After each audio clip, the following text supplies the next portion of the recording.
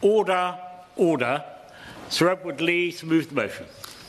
Sir John, it's a pleasure to debate under your chairmanship, and I should start by saying that this will be a very personal speech, and I declare that with a number of colleagues from all parties, I've just returned from Israel and the West Bank, a trip organised by Yakad, a moderate Jewish group which seeks to promote peace between Arab and Jew, and I refer to my declaration of interest. So it will be a personal speech.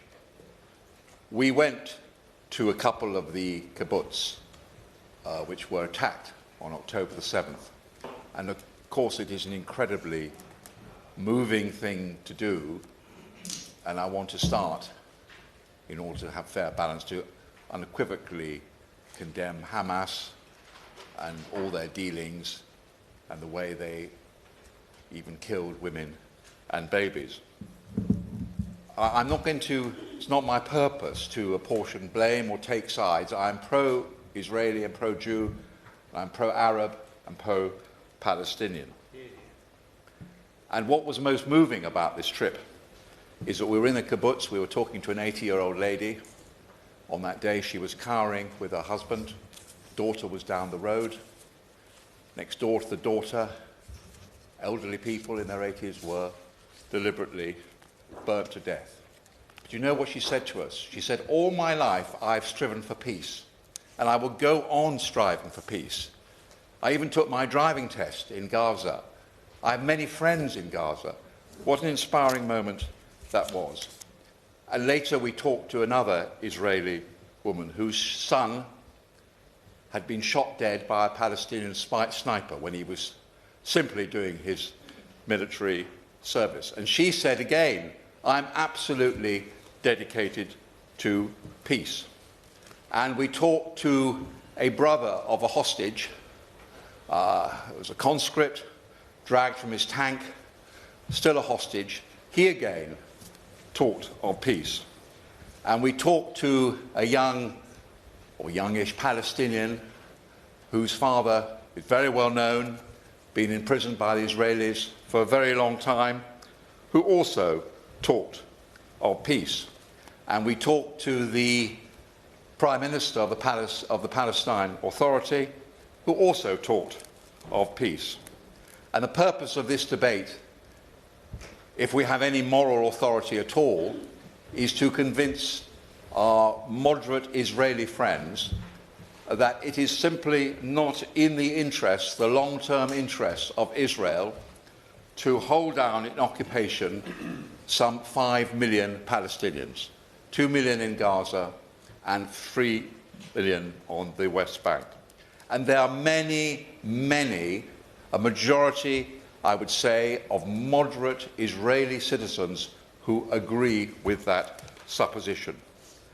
However, there are some extremist settlers who have a completely wrong idea that somehow they can expel people who have lived for centuries in the West Bank from their ancestral homelands.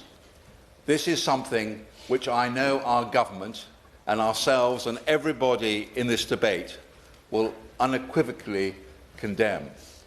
And on this visit, we spent time in the West Bank, and it was incredibly moving to visit a small Palestinian settlement, dry lands, to see how they were coping, to see a beautifully turned out little girl, same age as my granddaughter, living in these appalling conditions. And in this very hot and dry climate, traditionally they'd sheltered in caves to protect themselves from the heat and the cold in winter, and extremist Palestinian settlers had deliberately smashed the caves. And we went to another village nearby where the hall had been deliberately smashed. The moment we turned up, two young settlers, I can only describe them as punks, turned up with submachine guns in a clear act of intimidation. So the purpose of this debate, and I agree that our influence is only moral, is to draw attention to what is happening on the West Bank. Because so many eyes are fixed on Gaza, and I'm not going to talk a lot about Gaza. It's incredibly important, but I've got very little time. I want to talk about the West Bank. Data from the United Nations Office for the Coordination of Humanitarian Affairs suggests that there were 1,800 incidents of settler violence in the West Bank between the 7th of October and the 31st of December. And with the whole world's attention on Gaza, perhaps there's been too little attention on the West Bank. That's an average of 4 a day. The Nablus Governorate saw 411 incidents. These incidents are varied in nature. They include upfront violence, but also other forms of harassment. The olive harvest in October and November has been a particular time of tension. Harvests have been interfered with and crops damaged. Often the police, army and armed settlers organisers, civilian security coordinators, are either physically present or alleged participants. Settlers and soldiers have attacked, beaten or threatened harvesters. There are even 8 cases of live fire directed at Palestinian farmers. Soldiers shot and killed a 59-year-old Palestinian woman from the village of Fakar. Agricultural equipment has been stolen, property damaged and crops taken or destroyed. So the West Bank is economically precarious, and destroying crops or preventing a harvest is extremely damaging. Hundreds of Palestinian-owned olive trees have been torched, sawed down or destroyed. Settlers have been drafted to the army to protect local settlers because of the deployment of troops in Gaza and Lebanon. As a consequence, some settlers have committed violence whilst in IDF uniform. Now, a delegation of British rabbis, organised by Yakad, witnessed young settlers spitting and kicking a Palestinian woman in Hebron.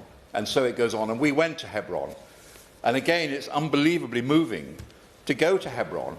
In the main road, right in the middle of this ancient city, it's completely deserted.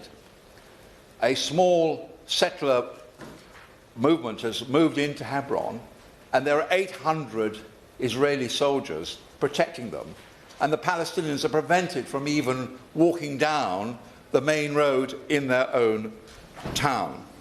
And it was moving to talk, when we went to Ramallah, to talk to a grandmother, actually a very distinguished banker, who can't even see her grandson, because it's a very quick drive to Nablus from Ramallah. But there are so many checkpoints, it takes 7 or 8 hours. Everywhere you go in the West Bank, there are checkpoints. Virtually every application to build or extend a settlement is granted, so 90+%. Virtually every application by Palestinians to build is rejected. This is totally one-sided. It is intolerable, and we should speak out about it in this Parliament. And that is what I want to do. And I know this has become unfashionable, Sir John, to talk about the two-state solution. People say this is just Western politicians going on about this. It's never going to happen. It must happen. There is no other solution than a two-state solution. I remember, as a young MP 40 years ago, I sat in the office of Abba Eban, a distinguished former Israeli foreign minister. He said it is completely absurd, ridiculous for us to hold down 5 million people. That was Abba Eban. But there we had a distinguished Israeli foreign minister. Unfortunately, there are actually people in the Israeli government now who actually believe in this stuff, who actually believe that Palestinians can be ejected. There is a role for us. It's not just moral. I mean, we had a very good meeting with our Foreign Office civil servants in the West Bank Protection Consortium. And I say to the Minister that I hope you'll give them more resources, because they are doing a tremendous job in calling out some of this settler violence. We also had a meeting, by the way.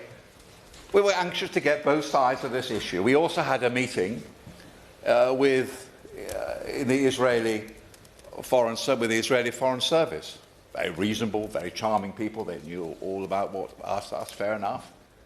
I, of course, raised this issue. Why would I not, about settler violence? Oh, they said it's illegal. Of course it's illegal, but the Israeli government could stop it tomorrow. They choose not to. Now, if I may, so many people make suggestions, but if I make one suggestion, it is in the absolute interest of Israel to try and calm this down. It is the interest of Israel to clamp down on illegal settlers. It is the interest of Israel to stop all new settlements. It is in the interest of Israel to come to a settlement. And I'll end on that point. It is in our interest to go on encouraging this process, to have the moral courage to remember these people and to say that this debate is about peace. Now, I know everybody's depressed about this, doom and gloom, this will never happen. But you know, people often think about that in history. People thought the Soviet Union would last forever. But I am confident, I think that eventually logic and peace will break out. And these two great peoples, Arab and Jew, Palestinian and Israeli, can live side by side in peace. And I beg to move this motion. Thank you, sir. Well, I just remind members they need to bob, and I see they don't need any reminding by the look of it. They need to bob to be called. The question is that this House has considered government support for Palestinian rights. Paul Wall. Thank you, John. It's a pleasure to serve under your chairmanship, Sir John, and I thank the Honourable Member for Gainsborough for securing this important debate. Last month I was with the Father of the House, as he says, as part of a cross-party group of MPs who visited the occupied West Bank and Israel. While in southern Israel, we also had the chance to look towards Gaza from a distance. We stood up high on a viewing platform that looked towards the Mediterranean, and through a telescope and a close-up on my honourable friend's iPhone, what emerged was the stark image of bombed-out buildings and smashed streets of a war-torn city. It was truly a vision of hell. Just this week, Israel has suspended aid deliveries to Gaza, a move that's all the more devastating during the holy month of Ramadan, where food has particular significance. And the latest blockade confirms that the Netanyahu government sees humanitarian aid as a bargaining chip, as a callous tactic of political leverage. It lays bare that this Israeli government does not see aid as its legal duty to help the most vulnerable in a conflict zone. On our trip, we also visited the site of the Nova Music Festival, a very, very moving site indeed, where nearly 800 young Israelis had been murdered on that horrific night of October the 7th. We also met Yotam Cohen, brother of Nimrod Cohen, who's been taken hostage by Hamas and still remains with Hamas. His cold anger at the Netanyahu government was really, really palpable to everyone who met him, because he felt that this government could have freed his brother, along with all the hostages, much, much sooner, many, many months ago. But while the tens of thousands of deaths in Gaza rightly deserve our attention, what became clear, as the Father of the House has just said, is that on our trip to West Bank, we became very, very conscious of the fact that a future Palestinian state is being slowly suffocated by Israeli settlements, by extremist settlers enabled and protected by the Israeli police and the armed forces. But as a Labour and cooperative MP for Rochdale, what heartened me was how the cooperative movement has deep roots both in the Israeli kibbutzim movement but also in the Palestinian economy. So in Ramallah, I met the General Union of Palestinian Cooperatives, who shared with me video footage of how, miraculously, amid the rubble of Gaza, the agricultural co-op is now growing seedlings for strawberries, for peppers and aubergines, and trying to rebuild an income for all those who have been devastated by the war. These are literally green shoots of hope amid all the darkness and the despair.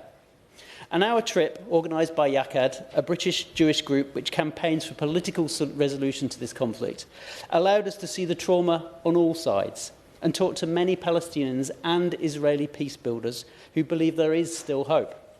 We met Ronnie Kaidar, a resident of Netiv Hazara in southern Israel, as my honourable friend has said, who had to hide in her house as Hamas fighters murdered 20 people in her village. But when we asked her for a message to the British people about the state of Israelis and Palestinians' relations, this is what Ronnie said. Tell them there are many people like me who do think there is room for both of us. If we keep saying it's either us or them, eventually there'll be neither us nor them. And throughout our visit, the resilience of the Palestinian people was evident. Arab Barghouti, son of the jailed Palestinian politician Marwan Barghouti, told us his people's very existence is itself an act of resilience and of resistance. Mohammed Mustafa, the Palestinian Prime Minister, perhaps put it best when he told us, being hopeless is not a privilege we Palestinians can have. So it's our job here in the UK and in this Parliament to make sure we do everything we can, locally and nationally, to fuel that hope with practical hope and action and diplomacy. Thank you. I'm not going to impose a formal limit, but if everyone sticks to about 3 minutes, we'll all get in, and I would discourage interventions. Pippa Hayling.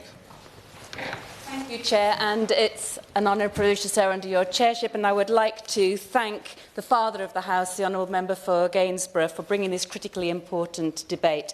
Together with other members who are speaking today, I've just returned from a cross-party MP visit to Israel and the West Bank, a journey that's brought us face to face with the human cost of war and violence for both Israelis and Palestinians. We met so many people of all ages, from all sides and at all levels of power, who are working on a daily basis to try and bring about the conditions for a lasting peace, in spite of the unspeakable and ongoing trauma of both, on the one hand, the atrocities perpetrated by Hamas on October the 7th, killing over 1,200 people, taking hundreds of hostages, still holding 60 hostages captive, and on the other hand, the brutal war in Gaza, killing 45,000 Palestinians, including 18,000 children, displacing thousands and imprisoning many.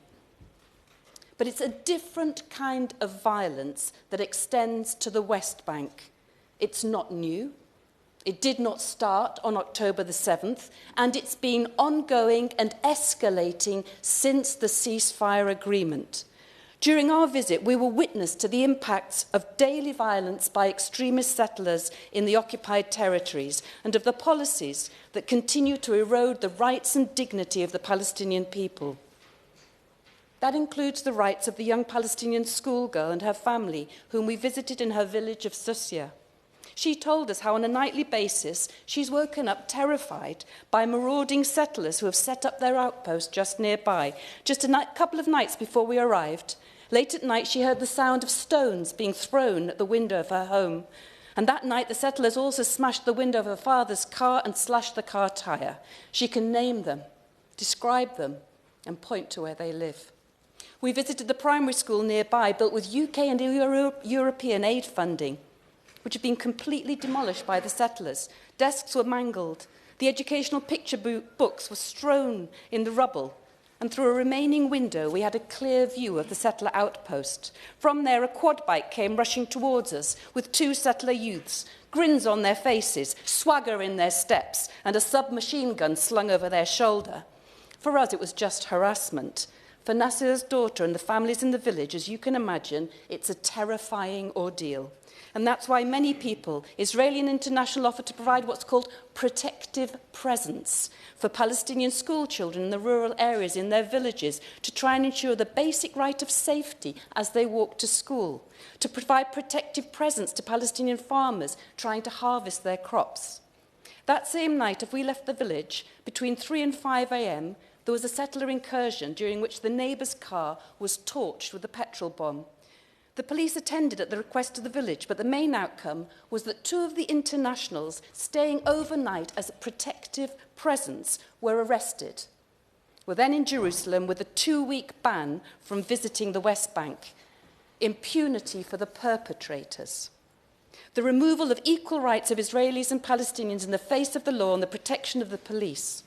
In fact, since 2005, only 3% of investigations into ideologically motivated crime against Palestinians in the West Bank have led to a full or partial conviction. This is not the violation of Palestinian rights through the actions of few extremist settlers. There has been a huge increase in settlement and settler violence since the Hamas attacks on October the 7th. With attention focused on Gaza and the hostage crisis in Israel, it's given an opportunity for settlers to attack with increasing impunity. And indeed, at least 1,860 incidents of settler violence in the occupied West Bank were recorded. In conclusion, The suffering we witnessed compels us to act, speak out, and to ensure that the rights of those who have long been marginalised are protected. The face and future of Nasser's daughter at the mercy of marauding extremist settlers haunts us. But we also heard from Ronnie Kaida, as the Right Honourable Member mentioned, whom we met at Nativ Hasra. On the day we met her, Ronnie had just received the English translation of her new biography, and I remember her words so vividly, that either the Israeli and Palestinian people find a way to live together or they will die together. I would like to ask the government to reassure us, one, a clear and public renunciation of President Trump's Riviera proposals as ethnic cleansing. The forcible transfer of over 2 million people of Gaza would constitute a crime against humanity. Two, the UK government's recognition of the Palestinian state and commitment to a two-state solution, because everyone needs a political horizon to have hope. And three, extending the sanctions that UK already has to regional councils in the West Bank, which are responsible for funding construction and supply of services to illegal and violent outposts. Thank you. Thank you, Sir John. I would like to say it's a pleasure to serve under your chairship, and also I'd like to congratulate the Father of the House for securing this important debate. We're having a discussion today on the rights of Palestinians, but when our constituents watch on television or on their smartphones what's happening both in Gaza and the West Bank, they'd be forgiven for thinking that the Palestinian people have no rights at all. So I think we need absolute clarity in this House about that every single Palestinian man, woman and child has a right to life and the right to a decent existence, and that Palestinians have a right to a state as well. Because the Father of the House is correct. A two-state solution is often talked about, but we've got to be careful it doesn't just become a ritual. We want to see that happen in practice. And what we see is an Israeli government allowing the settlements in order that a two-state solution becomes a practical and a geographical impossibility, and we can't allow that to happen. Yesterday, the Prime Minister quite rightly said that Putin's invasion of Ukraine was, and I quote, vile. We want that moral clarity in relation to the actions of Netanyahu's government. What Netanyahu's government has done to the people of Gaza is vile. What it's done to the people of the West Bank is vile. And a war crime is a war crime. Whoever commits it, whether it be Putin, whether it be Netanyahu, or whether it be anyone else. And many of our constituents look at what goes on in this place, look at what goes on in the world, and think that there are double standards. All lives are equal and international law applies to all. So where does that leave us as a parliament? Where does that leave us as a state? Quite often the government has called for the right things, and I'm pleased, but I'm afraid that Netanyahu doesn't listen. I'm afraid Netanyahu doesn't listen, so action is required. In relation to the unlawful invasion of Ukraine, in relation to the war crimes of Russia, the government has shown it knows how to introduce widespread sanctions, and it's rightly done so. I think we need to see a situation where widespread sanctions are brought on Israel until it complies with international law, until it stops the war crimes. We see the rulings of the international courts. We see the rulings of the International Court of Justice. There is no legal reason, no moral reason. In fact, there are legal and moral imperatives for our government to take action with specific sanctions, including imposing targeted sanctions against state actors, banning the import of illegal settlement products, a total and immediate arms ban, and the suspension of the trade agreement with Israel. All too often, it's easy to think in here that the voices for peace, the voices for international law, the voices for a just outcome are, in fact, minority voices on the world stage. In fact, that's not the case. The position of the United States, the position historically of the UK governments, of a number of UK governments, has been out of step with the international community. We need to get into step with the international community.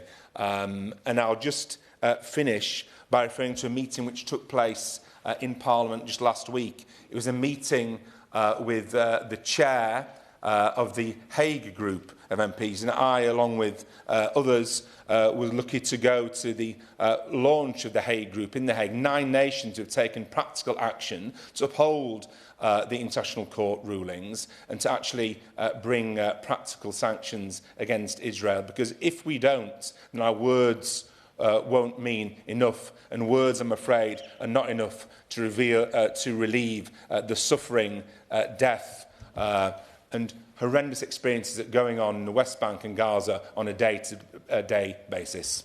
Thank you, Sir John. And delighted to having this debate. I want to compliment the member for Gainsborough, not just in getting the debate, but in the very decent human way in which he presented the case for human people wanting peace within that region, and I think that's got to be the message that we all need to put forward today. Yeah. The images that we've all seen and heard about today are unbelievably horrific, and I can relate to many of those, having many times visited Israel and the West Bank and Gaza and seen for myself those horrific images.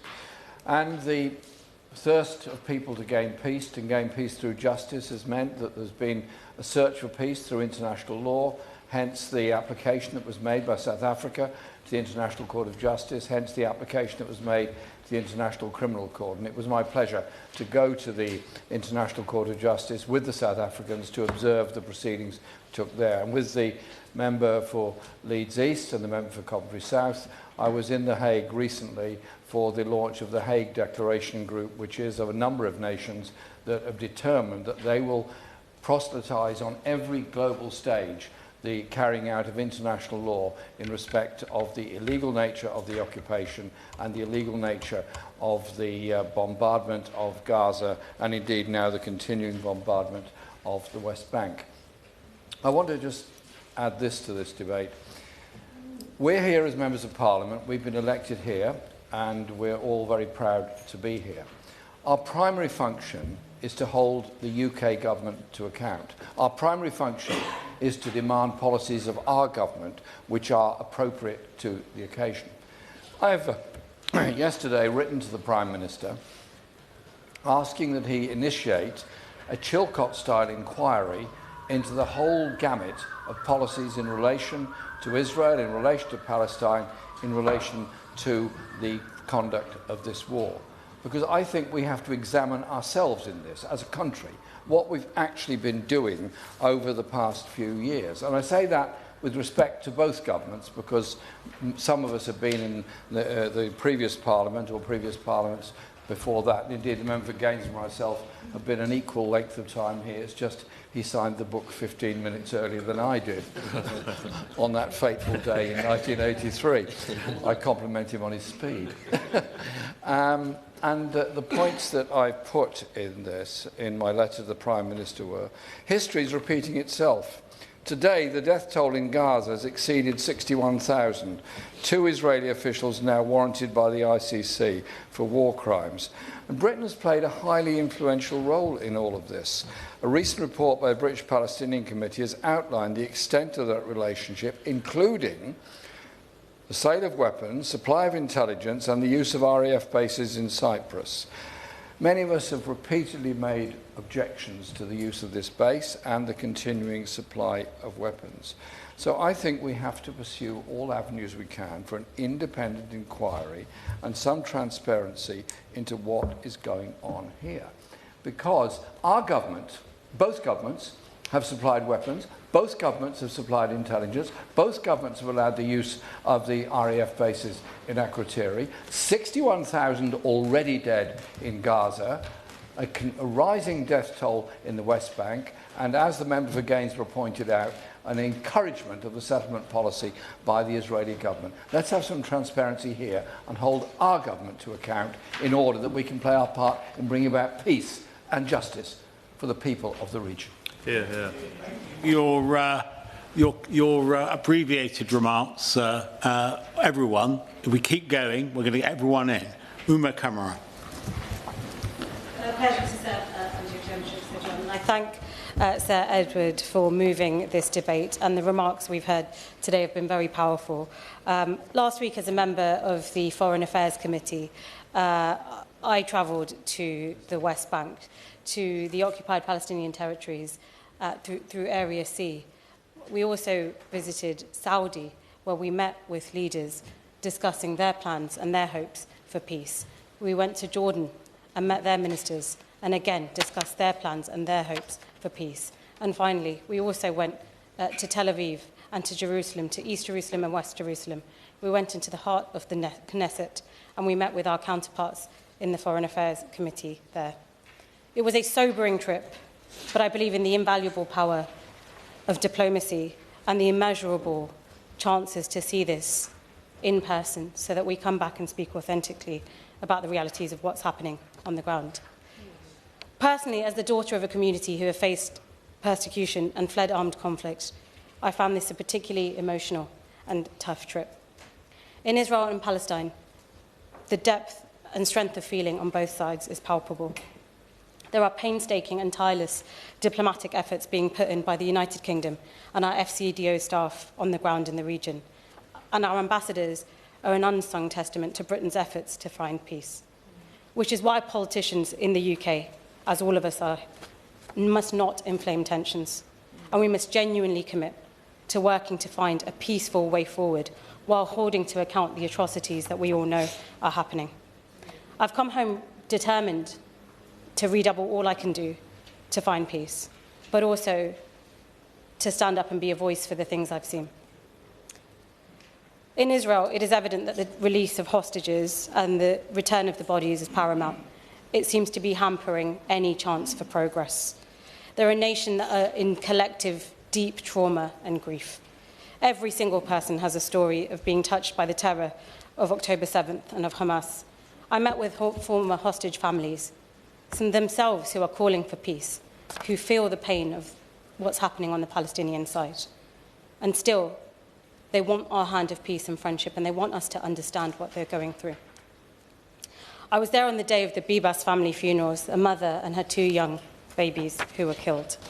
The grief is permeating throughout the society there, and I fear that they may never recover from that, and we must show that as global partners we understand this grief. But the frustrations of the people in Israel are absolutely palpable, and the frustrations are with their political class. Sitting down with counterparts in the Knesset, I saw no will or desire to push forward for peace. And it was sobering, and it was frankly quite depressing. And without breaking diplomatic protocol, some of what was openly said to us as members of the UK Foreign Affairs Committee was sobering. I certainly wouldn't be saying things like that in the UK Parliament. It's not acceptable, and we must call it out at every turn. They're not willing to accept the hand of support from stable regions in the Middle East, and I fear this will hamper their efforts. Normalisation with Saudi is key to finding a way forward.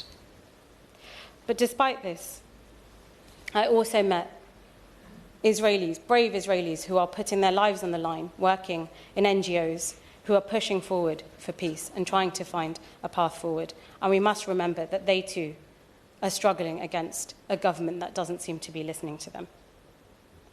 In the occupied Palestinian territories, where I was the only member of parliament who was able to go in there to meet the Bedouin women and their children, some of what I heard and was witness to when they showed me things on their phones, I care not to repeat in here.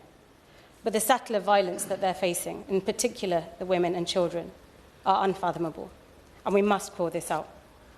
The wider conditions to the community are stark. Their access to electricity is limited. Their access to water is hampered. There is a stream within touching distance, and they are unable to use that stream. In fact, there is a sign erected above the stream with the Star of David, which makes very clear that they are unable to touch or even drink that water. It is terrifying and shocking. And I tell you this, that I was there as a member of the Foreign Affairs Committee with full diplomatic protection, with security, with a reinforced 4x4. And we still had guns pointed in our faces. We were still terrified. And our drivers would still not take us any further into Area C for fear of what would happen to us. And I was there as a British Member of Parliament. Could you imagine what the Bedouin people are facing day in, day out. The settler violence that they're facing, the IDF turn up, the police turn up, and they let this happen. It is sanctioned by the state. It is sanctioned by the IDF, and it is sanctioned by the police. And the intimidation and violation is around the clock for them. The realities of settler violence is not going away, and we must call this out.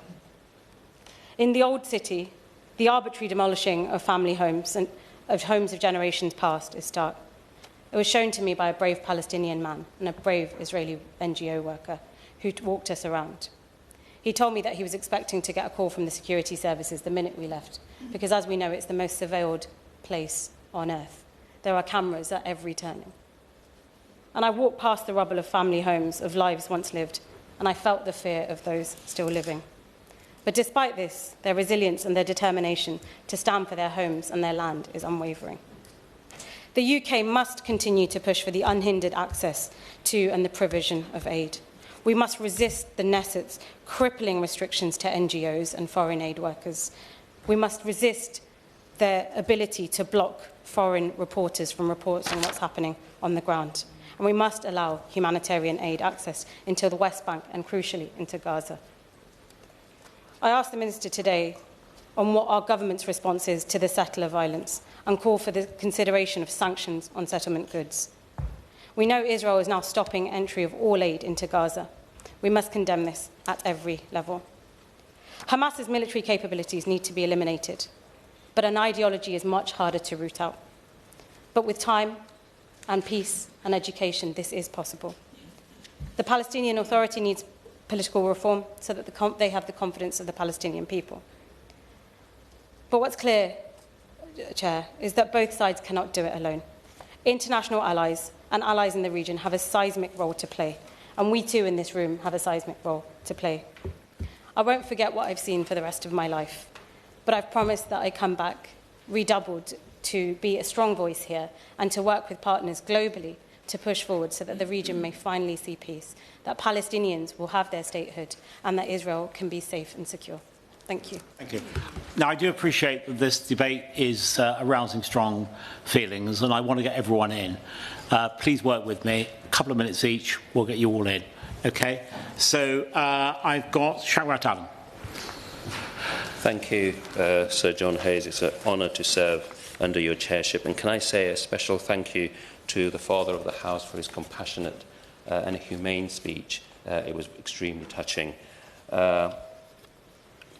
I just want to speak about a certain aspect of this conflict. Last Monday, February the 24th, a piercing shrill broke the silence of the night when the mother was crying because her 2-month-old baby Sham was frozen to death. These are the real human costs to this conflict. Sham joins one of 6 children that has frozen to death in the past month, joining the 116 other Palestinians being killed since the ceasefire began. I have been in this chamber and the other chamber countless times speaking about this issue, like many of my honourable members here, and nothing seems to change. We sit here and discuss the rights and wrongs, but as the Father of the House said, this conflict keeps nobody safe, including the Israelis. And I want to be a little bit more forthright than the Honourable Member for Stratford and Bow, who, having heard what she had in the Knesset, could not repeat here. But there are open sentiments that have been declared, which requires, unlike any BBC show, translation. So let us take a glimpse into the minds of many of the Israeli ministers. And one such is Nassim Vaturi, who is the Deputy Speaker of the House, who said, "Palestinians are scoundrels and subhumans, and we must separate the children and women and kill the adults in Gaza. We are being too considerate." Previously, he had called for the complete erasure of the Gaza Strip. The Israeli Heritage Minister, Amichai Eliyahu, openly suggests that Israel drops a nuclear bomb on Gaza and said there were no uninvolved civilians in Gaza. The Defence Minister, Yoav Gallant, who announced the complete siege of Gaza as they were fighting human animals. And of course, we have Benjamin Netanyahu himself, who said reciting the Bible, now go and smite Amalek, and utterly destroy all that they have, and spare them not, but slay both man and women, infant and suckling, ox and sheep, and camel and ass. So while we rightly ask about the impartiality of the BBC, I do not recall the same level of hysteria of open sentiments by the Israeli ministry that demonize and dehumanize and destroy 2-month-old babies. This infamous documentary merely gives us a glimpse into the blighted lives of Palestinian children. Whilst no independent journalist is allowed into Gaza, and with over 160 journalists being killed. So all I ask the Minister is this: when will we call out atrocities as war crimes and as a genocide? And when will they do that? And when will the government do that with the same convictions we call out other conflicts, or are Palestinian lives simply not as important? Thank you. Tracy Gilbert. To serve under your chairship, and I'd like to congratulate the Father of the House for securing this debate. It was a privilege to join him recently on the delegation organised by YACAD to Israel and the occupied Palestinian territories. At the outset, I must share my horror at the most recent actions of the Israeli government in stopping all aid into Gaza. It is paramount that both Israel and Hamas move to the second phase of the ceasefire so that we can secure the return of all hostages and a long-term peace. Visiting the West Bank and the Gaza envelope was an honour, and it brings a perspective that I will never forget.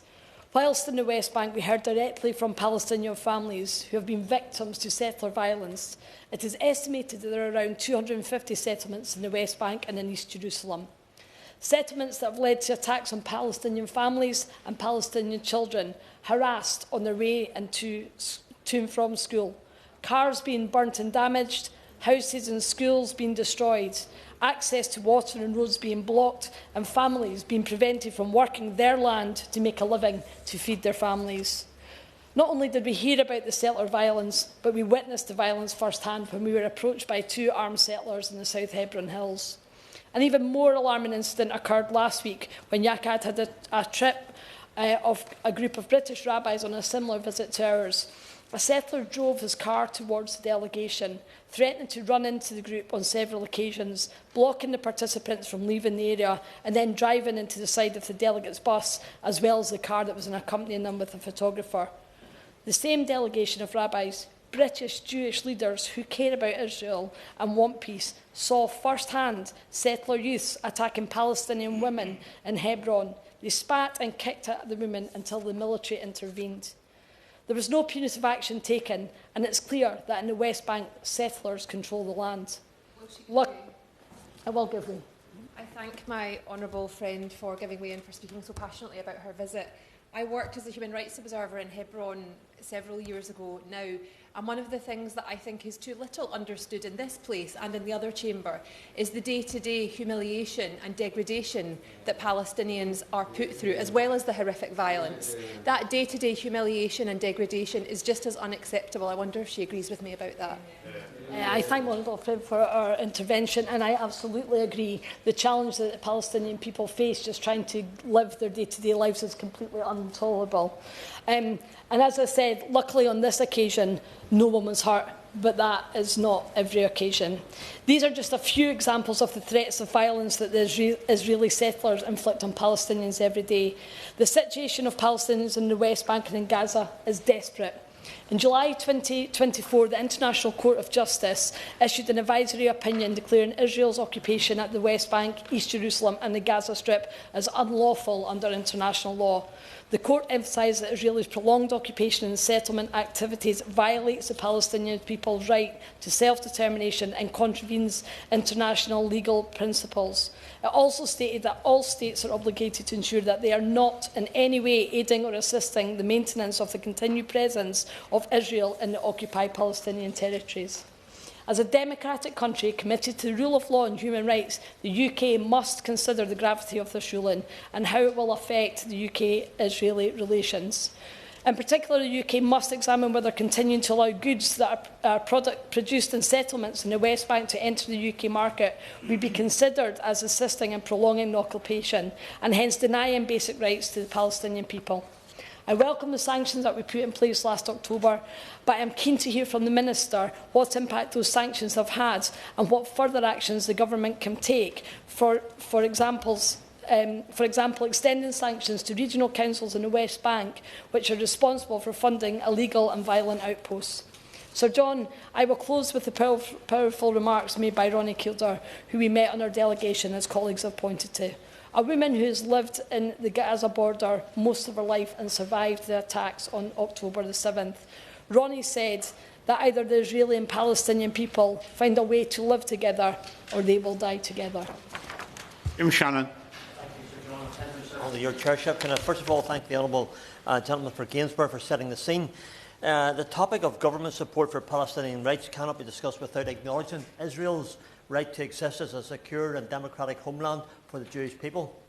This is a principle that is non-negotiable in my view, as I know it is to many others in this chamber. Israel has the right and the duty to defend herself against the terrorist organisation Hamas, which has long inflicted violence on innocent civilians. And we must remember that it is Hamas, with its acts of barbarity and its deliberate targeting of civilians, that has led to the consequences of retaliatory warfare that we see today. The despicable acts of October the 7th, but more recently saw the celebrations round the coffins containing women and children, Israeli hostages. The awful and inhuman celebration, which made a mockery of those innocent lives contained within those coffins, would have been cause for further Israeli action, and I thank them for their restraint in the face of further pain, hurt and provocation. However, while I remain unwavering in my support for Israel's right to defend herself, I also recognise the need for compassion and empathy for the Palestinian people. Many Palestinian civilians are victims of violence, deprived of necessities and subjected to an increasingly precarious living situation through the acts of Hamas, whom they have no ability to evict from their own communities. The collapse of infrastructure and diversion of aid, which is intended for civilians and being used by militants, exacerbates the almost impossible life lived by those families in Gaza who wish for nothing more than peace and a safe place to raise their children. Acknowledging the Palestinian people's suffering does not diminish my support for Israel. We must advocate for a compassionate end to this dreadful conflict, one that recognises the needs of those innocent Palestinians who are the victims of the terrorist Hamas within their communities. And we must also recognise Israel's right to security and safety.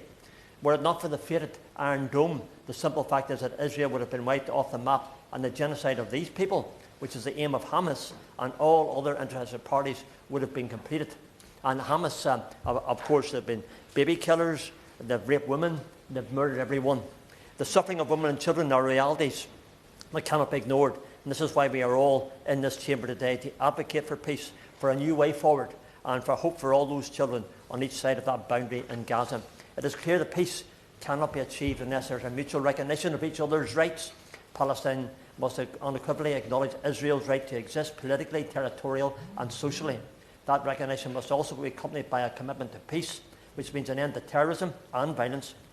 And for peace to flourish, we need both sides to renounce hatred and violence. It is crucial that we hold firm in demanding an end to terrorist attacks launched from Palestine territories, as they undermine the prospects for a lasting peace. I finish with this, Sir John. It's also my view that a two-state solution in which Israelis and Palestinians can live side by side in peace and security cannot exist with Hamas' continued aggression.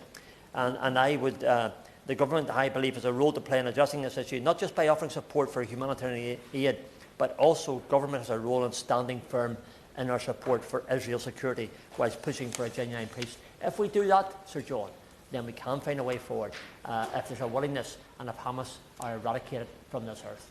Thank you, Sir John. And it's a pleasure to serve under your chairmanship. And can I extend my thank you to Sir Edward, the Honourable Member for Gainsborough, the Father of the House, for ensuring this important debate took place. Gaza is not a political football. It is the home to 2 million people and 3 million across in the West Bank. 5 million people's lives are impacted. Gazans are not pawns to be used in any game. Gaza is the home to millions of innocent people. And have they not suffered enough? This conflict in their homes has devastated communities, decimated entire areas and destroyed countless lives. And yet, the first phase of the ceasefire, which has expired, weakening the hopes of innocent civilians because that process hangs by a thread. The coming days are very critical. Every time progress stalls, the stakes grow higher. Humanitarian aid falters, rebuilding efforts crumble, and a return to the levels of bloodshed, violence and tragedy we saw just weeks ago looms closer. As the member for Stratford and Bow and Leicester South have said, the stakes are so high. The degradation of the Palestinian people and the untold amount of bloodshed must not continue. We must call it out for what it is. More families are being torn apart. Children are left without vital food and water.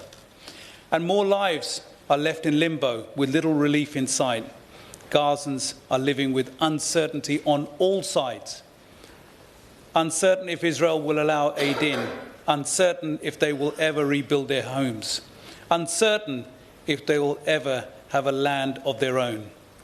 How many more Palestinian lives must be lost before we finally afford them the same respect and dignity that is afforded to others? The next few days and weeks are crucial. We cannot allow this deal to break down. We must continue the fight for a two-state solution. The Father of the House, Honourable Member for Gainsborough, is absolutely right when he said we must keep up the pressure. We must shine a light on this tragedy so it's never forgotten. Palestinians need a safe and secure state alongside a safe and secure Israel. Thank you. Thank you, Sir John. Unlike other members who have been reflecting on recent visits to the region, although I visited the region more recently, I visited both Gaza and Israel as long ago as 2012. And my reflections when I returned, particularly from Gaza, was how appalling the conditions were then and how much worse it is now. And my reflections on the visit to Israel were I wrote an article for my church magazine and reflecting on that, and I said that there were tensions with it. You could feel the tensions in society, and it was not a country, a society at ease with itself. And I suspect that is probably still the case. On preparing for this contribution, I looked back on the debate which took place in October 2014, a backbench debate about the recognition of Palestine. And I noted that 39 Conservatives voted for recognition, including myself and the Father of the House. The member for Islington was a teller on that occasion, I noted. And it would be interesting to hear from the front benches when they contribute what their views are now on that particular situation. One of the contributions came from our former colleague Sir Malcolm Rifkin, who of course in the 1990s was indeed Foreign Secretary. His view was that it was not the right time for recognition at that point because in order to be a recognisable state you needed to have a functioning government and military. Well, how you achieve a functioning government, democratically accountable, and all the extensions of that, such as the military, in the present circumstances is clearly an impossibility. So I say to the front benches, I'd be very interested to hear your comments on that. Israel, of course, has, as has been said by the Father of the House, and I agree entirely, a perfect right to exist. I would describe myself as a friend of Israel, but friends can be critical. And I think there is a lot to criticise the state of Israel about. They must recognise, surely, that their actions in Gaza are, whilst the perfectly legitimate aim to eliminate Hamas, particularly after the appalling atrocities of the 7th of October. But they are creating the Hamas of the future. They are radicalising their children and young people who look around and see death, destruction all around. How are they not going to grow up by perhaps wanting revenge for what they see? I think in so many ways Israel is an admirable country. The people have shown courage. Their science and technology is very advanced. But the benefits of that are tremendous. But they have a PR system of government, which inevitably means coalitions, and the extreme elements that exist within those coalitions will always hold them back.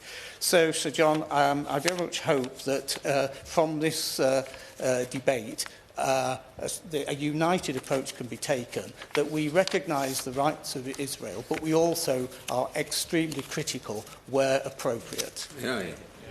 So I'm going to delay the front benches until 3:30 so I can get more in. You'll see what the time is now. Sam Rushworth. Thank you, John.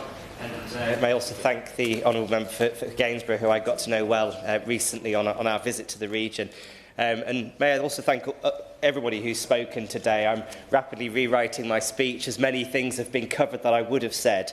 But I do want to start by paying my respects to those who, more than 1,200 people who were killed on the 7th of October in those horrific and barbaric attacks by Hamas, whose intent was genocidal in the sense that they saw as a legitimate target anybody who was in that space. And what I learnt whilst in the region is you have Hamas who are completely against the existence of a state of Israel. Now, I've always been a believer in Israel. I believe in a homeland for the Jewish people.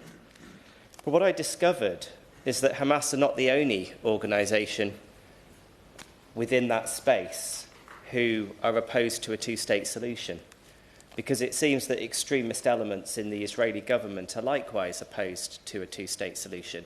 And as we met with Mohammed Mustafa, the Prime Minister of Palestine, it was clear to me that he was the only political actor that I met who I think actually is committed to that two-state solution.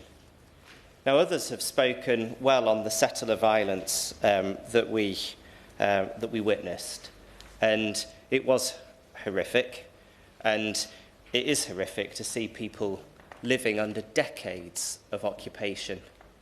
And one thing that struck me is the challenge that the Palestinian Authority has to give hope to people, to persuade people not to use armed resistance, to persuade people to be peaceful after decades living in occupation, living in a situation where they don't have the same political rights, where Palestinian families are driven away from their villages.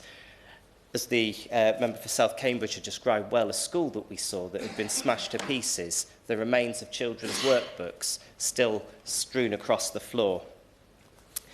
I was grateful this week to see the Prime Minister put a literal arm around President Zelensky.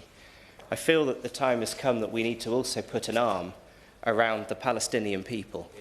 And not just the Palestinian people, but all people who are moderates in that region, who are being drowned out. And if I may just briefly suggest 3 or 4 things that I think we need to look at. One is the ICJ ruling. So we know that last summer the ICJ gave an advisory opinion that there is an unlawful occupation, that the prolonged presence of Israel is unlawful and breaches principles of international law, including the 4th Geneva Convention, which prohibits an occupying power from transferring civilian population into the territory it occupies.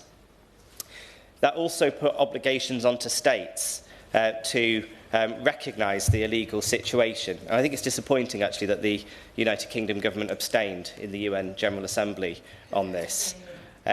So could we please revisit that? Because I think as Israel's position shifts, our position needs to shift as well. I used to be of the opinion that recognition of the state of Palestine should come as part of a negotiated settlement. But it's clear to me that a Palestinian Authority that is committed to a two-state solution needs that recognition sooner rather than later. So could the Minister set out a roadmap for that? It's also deeply concerning that the ICRC is being blocked access to Israeli prisons where we know that human rights abuse and torture is occurring. So could we please do something about that?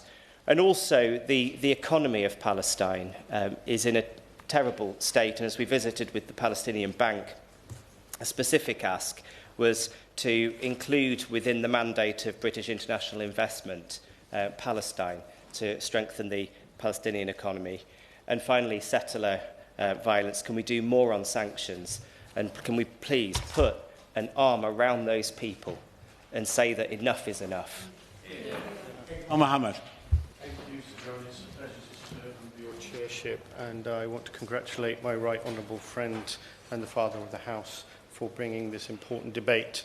I will cut down my speech to the bare bones and focus on the rights of the Palestinians as attributed to them by the government here. So I believe that the UK's denial of the Palestinian rights for over a century has directly led to the situation we face today. What rights have we denied them? However, my right honourable and honourable friends have mentioned, they have a right for the UK not to refuse to recognise their state, their homeland. They have a right not to be starved and be denied essential life supplies like water and medicines. They have a right not to be unlawfully killed by Israeli forces and settlers at any point in their daily life. They have a right not to be unlawfully and violently evicted from their homes and forcibly displaced. They have a right to not face abusive detention and torture in Israeli prisons. They have a right not to face movement restrictions, blockades and checkpoints that prevent pregnant mothers reaching the hospitals to deliver babies. They have a right not to face discriminatory laws that Israeli Knesset is passing on a daily basis. They have a right not to undergo collective punishment and not to be sexually abused trying to live their lives.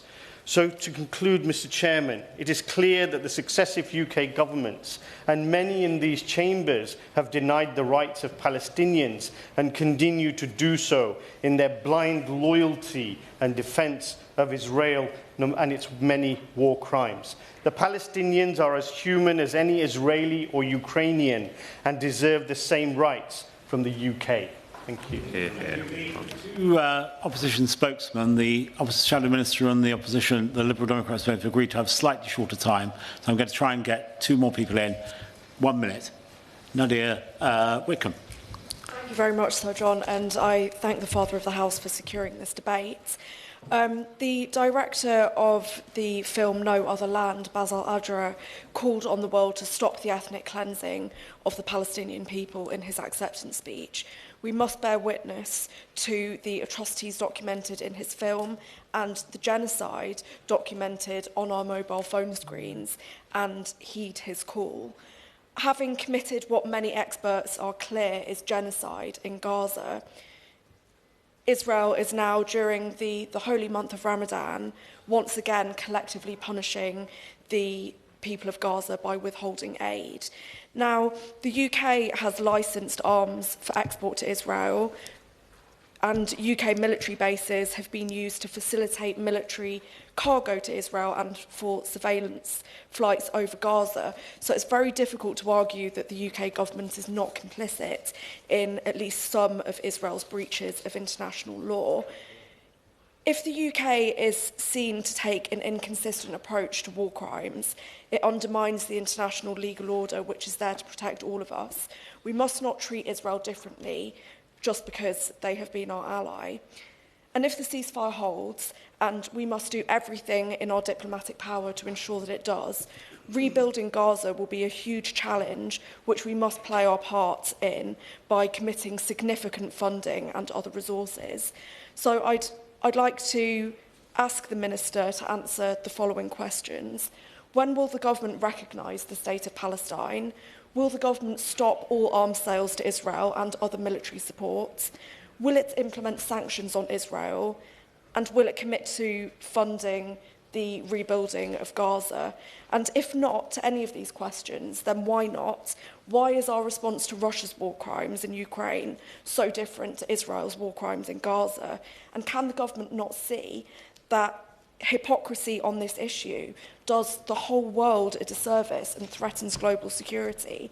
We must be consistent. We must stand for human rights everywhere, and that means doing everything in our power to hold Israel to account, prevent genocide in Gaza, and secure rights and justice for the Palestinian people. Thank you. Please. Under your chairmanship, I also want to thank my honourable friend, Sir Edward, for not just securing this debate, but the manner in which he introduced it. I want to speak briefly about what I saw and what I heard on my visit to Israel and Palestine. It was a journey of stark contrasts, of immense suffering, but also remarkable courage. And it's those experiences that I believe should carry us forward of how we set British policy for Palestinian rights. In Gaza, the devastation is beyond words. In the shadow of Gaza's skeleton ruins, I met aid workers risking their lives to provide vital relief, and refugees whose homes and futures have been torn apart. The scale of the destruction means that we must push for an immediate and sustained humanitarian aid, and that we need to stand firm against any measures to undermine that aid getting to where it's needed. In the West Bank, I saw the daily reality of life under occupation. The constant roadblocks, the endless checks, the ever-present fear. I met families who have been forcibly removed from their homes and villages that have been demolished 6 times. Palestinians are treated worse than second-class citizens. The UK cannot turn a blind eye to this injustice. I think we should use the financial sanctions that are available to us as a country to target Israeli settlements to uphold international law and human rights. I think when we talk about Palestine, it's easy to focus on the sheer terrible nature of the events. But on my visit, I also heard voices of hope, from Israelis who lost loved ones but refused to embrace revenge, to Palestinians committed to building a peaceful and democratic future. I met a family of a young Israeli hostage, desperate for the safe return of their family member, but they're let down by their own government's indifference. These voices remind us that peace is possible, but only through justice and equality. The UK can play a role in that. We need to recognise the state of Palestine. We must ensure aid gets to where it's needed. We must challenge policies that entrench division and violence, whether they come from Hamas, the Israeli government, or any other actor. We have seen Trump and Vance bully their guest Zelensky in the Oval Office recently.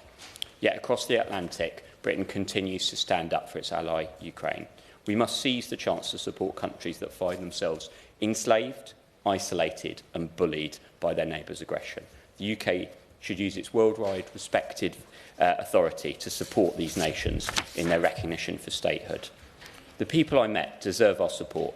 Let's stand with those who want a better world to pursue an agenda of peace and one that upholds human rights and self-determination, for a safe and secure Israel alongside a free and independent state of Palestine. Thank you. A paragraph, please, Holbury. No more than a paragraph. Thank you, for your chairmanship, and thank you to the Father of the House for bringing forward this vital debate. I'll just quickly talk about the healthcare system. So the already strained Palestinian healthcare system in the West Bank has been further weakened, and it's facing significant budget constraints stemming from Israel's increased withholding of tax revenues meant for the occupied Palestinian territory that it collects on behalf of the Palestinian Authority as stipulated by the Oslo Accords. The WHO report reports that 45% of essential medications are out of stock and health workers have not received their full salary for over a year, meaning that most clinics and hospitals are running at significantly reduced levels. And of course, the effective UNRWA ban is impacting the occupied Palestinian territories. And there is hardly any healthcare facilities running in Gaza. I'll leave it there, Sir John, but I'm sure the Minister has heard those concerns. Thank you. Colons with a paragraph, I reckon, don't you? Excellent. Liberal Democrat spokesman, please. Monica Harding. Thank you, Chair. It is a pleasure to serve under your chairmanship, Sir John, and I want to thank the Father of the House for bringing this critically important debate to us today. I also visited the occupied territories and the West Bank late last year, and I share his and other members' strength of feeling, and I pay tribute to our officials in East Jerusalem who work so hard to tell and navigate this story, and to all those there, and there are many who are seeking peace, and to all those who are living under the daily horror of conflict. In speaking in this debate today, I want to reaffirm the Liberal Democrats' unwavering commitment to human rights, international law, and a lasting peace for both Palestinians and Israelis through a two-state solution based on the 1967 borders. First and foremost, the Liberal Democrats support the UK government in its efforts to uphold the current ceasefire between Israel and Hamas. Negotiations to move from Phase 1 to Phase 2 of the ceasefire deal must occur as quickly as possible. And in the meantime, I urge the government to do everything it can to secure unconditional release of hostages, all the while ensuring that humanitarian aid flows unhindered into Gaza. It must. Israel blocking further humanitarian aid into Gaza over the weekend is a contravention of international humanitarian law. It also imperils the delicate but essential cessation of hostilities and will impose yet more suffering on Gazan civilians who have already suffered so much. Israel must act in line with its obligations under international humanitarian law and permit aid in.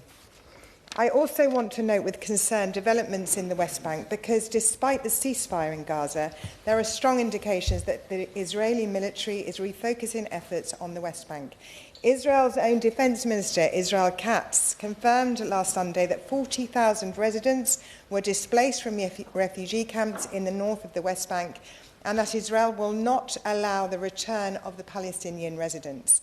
Will the Minister condemn this forced displacement, particularly in view of the comments of Minister Katz?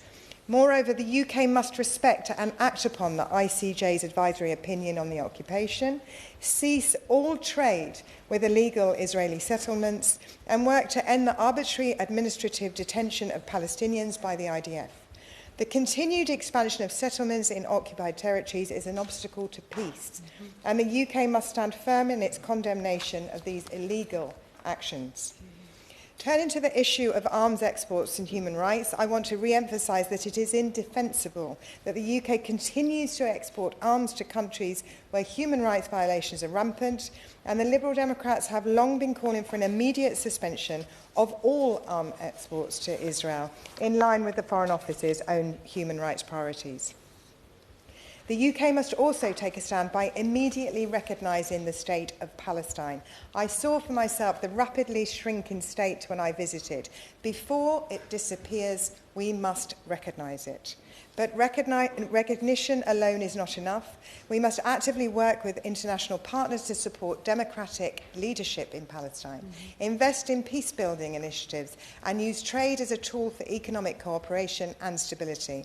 The International Fund for Middle East Peace must be supported, and the UK should lead efforts to bring together Israeli and Palestinian peace builders who are dedicated to the future of coexistence and mutual security. Sir John, as we debate today, leaders of the Arab world are meeting in Cairo to develop counter-proposals to President Trump's destabilising rhetoric, intending to provide a peaceful, long-term solution for the people of Gaza. President Trump has previously advocated for the permanent resettlement of Gaza's 2.2 million residents, calling to clean out the Strip. Such a policy would violate international humanitarian law and severely damage relations with the Arab nations whose support and commitment to any lasting peace agreement will be essential. Will the Minister therefore affirm that the British government opposes President Trump's proposal for Gaza, and will she also outline how the UK is working with partners in the region to help secure lasting peace? I cannot leave out the humanitarian situation in Gaza. Beyond the immediate violence, the long-term effects of this conflict will devastate generations of Palestinians if they are left unaddressed. And it's alarming to think that we might see that devastation start to bite far quicker than we previously feared, now that the UK and the US have cut back on their overseas aid budgets. The UK must seriously reconsider that shameful decision to reduce overseas aid to 0.3% of GNI, the lowest level this century. In her resignation letter, Annalise Dodds made clear that one of the areas of UK development spending potentially affected by this cut to aid is Gaza. By putting at risk this vital work, we are not only diminishing our ability to alleviate vast amounts of human suffering. In Gaza, over 80% of hospitals have been reduced to rubble. We are also rolling the dice on a more dangerous world. Failed states create more Hamas. And I want to include in this aid Jordan, who have for so long been a refuge for so many Palestinians fleeing their home, and who we have supported for so long. I regret that the UK follows where other countries cut aid or stop aid. So I ask the Minister to outline how she intends to ensure that the UK can continue vital development work in view of these major cuts. I share the outrage and concern of members in this House at the violence against Israeli and Palestinian civilians. The UK has a moral duty to uphold human rights and the principles of justice on the global stage. The government must use every sinew to uphold the ceasefire, get the hostages out, condemn all violence and war, and it must recognise the Palestinian state. It is way overdue. And Mr. Chair, I will leave you with the words of a Palestinian Catholic priest who visited my constituency at the weekend to tell the story of the children of Bethlehem. He said to me, "I am not political, but I am here to ask you to work for peace." And he reminded me of the teaching of St. James, that faith is nothing without action. Mr. Chair, the peacemakers in the region need our action, and I call on the government to act. Thank you. Please divide the remaining time by two, allowing Sir Edward a few moments to start at the end. Shadow Minister, the Right Honourable Wendy Morton. Thank you, Sir John, and it's a pleasure to serve under your chairmanship today. And I start by congratulating my right honourable friend, the father of the House and the member for Gainsborough, on securing this debate and for sharing with us his thoughtful and informed contribution based on his own very personal experiences and recent visit to the region. But I want to start at the outset by talking about the immediate situation. The ceasefire continues to be extremely fragile, and there remains a long and difficult road ahead. We want this agreement to endure, and that means, as I've said before, the release of each and every single hostage held by Hamas. We recently passed 500 days since the atrocities of October the 7th, 2023, and the taking of these innocent hostages. They and their families did nothing to deserve the unimaginable horrors that have been inflicted upon them by Hamas. Since I last spoke in this place, we have witnessed further hostage releases. And tragically, last week, we also saw the return of the bodies of Ohad Yahalomi, Sachi Aidan, Itzik Elgarat, and Shlomo Mansour. The week prior, we witnessed the return of the bodies of Ariel and Kafia Bibas, their mother Shiri Bibas, and Oded Lifshitz. Our hearts break for their families, and we stand with the State of Israel at this desperately sad time. As the Chief Rabbi, Sir Ephraim Mervis, said, it is pure evil to take a mother and her young children and an elderly man hostage. It takes another layer of evil to be responsible for their deaths. Sir John, nobody should be in any doubt about the evil of Hamas and their total disregard for human life and human dignity, which I shall return to. On the present situation, though, in Gaza, I'd be grateful if the Minister could update the House on the following 4 points. First, what conversation has she had recently with the International Committee of the Red Cross on their efforts both on hostage releases and on humanitarian assistance more broadly? And is there any further practical or diplomatic assistance that the UK can provide to support their operations? Second, can she offer her latest assessment of the humanitarian situation in northern Gaza? Third, what is the government's practical response to Israel's decision on aid access? And how is the government working to unblock the situation? And what is happening to British aid that is already in the region or en route? Fourthly, what role is the UK playing to help get an agreement on phase 2 of the ceasefire over the line? And what discussions has the Foreign Secretary had with American, Israeli and other regional counterparts in recent days? Now, turning to the main subject of this debate, Sir John, we must acknowledge that fundamental freedoms and rights have been denied to the people of Gaza for many years by Hamas. Hamas has no regard whatsoever for human life, let alone human rights, women's rights, freedom of expression or political freedoms.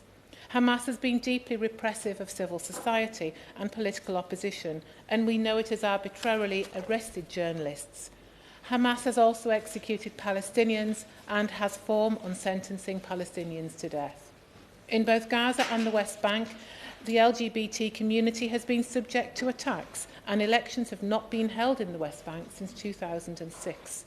There have been reports of thousands of detentions in relation to freedom of expression and political affiliation in the West Bank. Now, we are still at an early stage of the ceasefire agreement, and it remains very delicate. But we hope in time we will be able to progress to the next stages and consider the future governance of Gaza. So I'd like to ask the Minister, what is her government doing on the diplomatic front to help ensure that there can indeed be no future role for Hamas in Gaza? And what conversations have they had with Israeli counterparts and key regional actors on bringing this about? In government and before, Conservatives have called for many years for the Palestinian Authority to reform in the West Bank. And if the Palestinian Authority is to have an expanded role moving forward, it is even more important that it implements the most significant programme of reform in its history, including to its welfare and education policies. And of course, it must demonstrate real, serious, democratic progress. In government, we made these points directly to the Palestinian Authority. So can the Minister tell the House whether the Labour government have done the same, and specifically whether it has outlined a clear set of expectations to the Palestinian Authority on when it wants these reforms to take place? As I've said before, there are steps we would also like to see Israel take in relation to the West Bank, including with regard to releasing frozen funds and, of course, on settlements, and in particular holding to account those responsible for extreme settler violence. To conclude, we support a two-state solution that guarantees security and stability for both the Israeli and Palestinian people. And we must help give the people of the West Bank and Gaza the political perspective of a credible route to a Palestinian state and a new future. So I'd be interested to know whether the government has a vision for what it thinks that could look like, and whether it intends to present the outlines of a possible blueprint in the time ahead. Because although difficult, Sir John, we must strive, and we must strive to lift people's eyes to a brighter future and a regional peace. Thank you. Parliamentary Secretary of State, Indo-Pacific, the Foreign, Commonwealth and Development Office, Catherine West. Thank you very much, Sir John, and could I congratulate the Father of the House in securing this important debate and bringing together members from across the House to speak in it. And I will endeavour to respond to all the issues raised in the short time we have remaining. First of all, to pay tribute to the work of YECAD, which of course does educate members of Parliament on the realities and brings people up to date on the important work that's happening, and indeed gives us hope, which the member for Rochdale mentioned as a good cooperative MP, in remembering the importance of the green shoots and the importance of hope.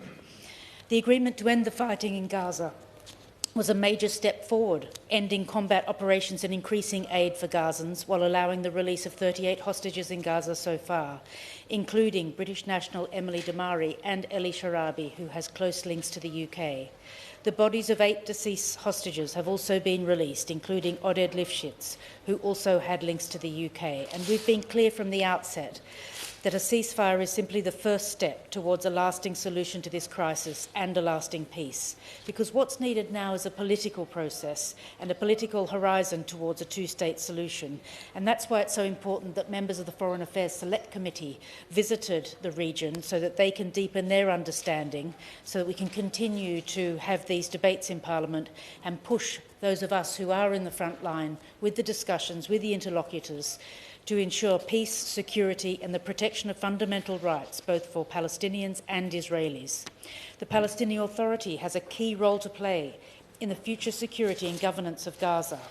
For the current fragile deal to work, we need all parties to cooperate. That includes making future security arrangements which protect Israelis and Palestinians and respect their human rights. Most importantly now, aid must flow into Gaza and must be sustained. And we've just had an urgent question on the House, which I would refer others who were not in the House to review. This includes the supply of items such as medical equipment, shelter items, water and sanitation equipment, which are essential for humanitarian and early recovery needs. A halt on goods and supplies entering Gaza, such as that announced by Israel, risks breaching obligations under international humanitarian law, which, as the member for Leeds mentioned, should apply to us all. The UK is investing in this ceasefire, and we continue to do all we can to alleviate the suffering. We announced a further £17 million in funding at the end of January to make sure healthcare, food and shelter reaches tens of thousands of civilians and to support vital infrastructure across the occupied Palestinian territories. And its partners like the Red Cross, which the shadow spokesperson mentioned, who's one of the crucial partners, and those individuals who work in the field of aid and development must be able to pass through borders and must be able to get through the desperately needed aid into these difficult areas.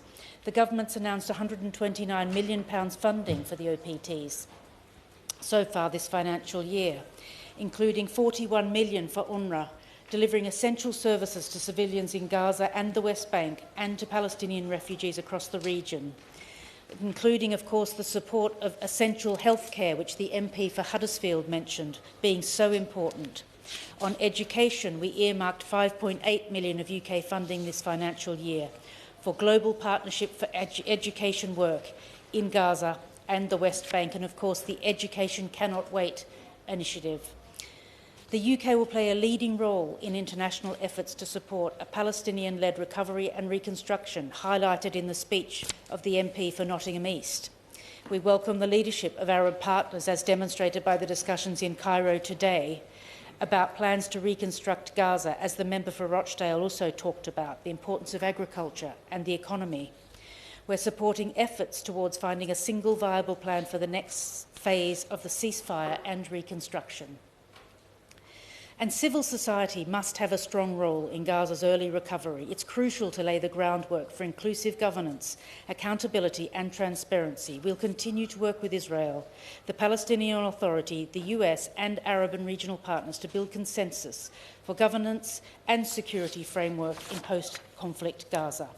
The West Bank, which so many have mentioned, the stability is absolutely essential if the fragile ceasefire in Gaza is to last. And the member for South Cambridgeshire described the protective presence and other NGOs who are working in this important area. We recognise, of course, Israel has legitimate security concerns, but we have continually urged it to show restraint in its military operations and for civilians to be protected. We also continue to call on Israel to hold violent settlers to account. In October, the Foreign Secretary announced sanctions targeting 3 illegal settler outposts and 4 organisations which have supported and sponsored violence against communities in the West Bank. We reiterate, as the Father of the House did in his opening remarks, that settlements are illegal under international law and undermine prospects for peace. The UK condemns comments which propose the annexation of land in the West Bank. This would undermine the prospects for peace, lead to greater instability and be illegal under international law. We're not in the business of providing running commentary on the US role in this particular conflict, but we do share the US President's desire for the ceasefire to be sustained. Like him, we want Hamas to release the remaining hostages, as is set out in the ceasefire agreement, and the UK is committed to a two-state solution which remains strong and unwavering, and which, of course, the member for Brigg and Imington, the member for Bishop Auckland and the member for Ilford South emphasised in their contributions. Gaza needs to be rebuilt for the Palestinians who live there. And our priority at the moment is the implementation of the ceasefire deal in full, creating the foundations for a pathway to peace. An effective Palestinian Authority is vital for lasting peace. The Foreign Secretary has spoken to the Prime Minister of the Palestinian Authority, Mohammed Mustafa, and to President Abbas, and offered our support as their government implements much-needed reforms to build the pathway towards the future. But the Government of Israel, as well as the Palestinian Authority, retains a responsibility to support the rights of Palestinians. Working closely with our international partners, we will continue to pursue the objectives of the two-state solution. And I shall leave it to the Father of the House to wind up. Thank you, everybody, for taking part in what has been a very powerful debate. We are completely united. We condemn Hamas, but we stick up unequivocally for the rights of the Palestinian people. And everybody from all party and from no party has said that point. It's even united, the Honourable Member for Islington and myself. Thank you very much. The question is, this House considered government support for Palestinian rights. As many of that opinion say aye. Aye. Contrary, no. I think the ayes have it. Order, order. Thank you so much, everyone.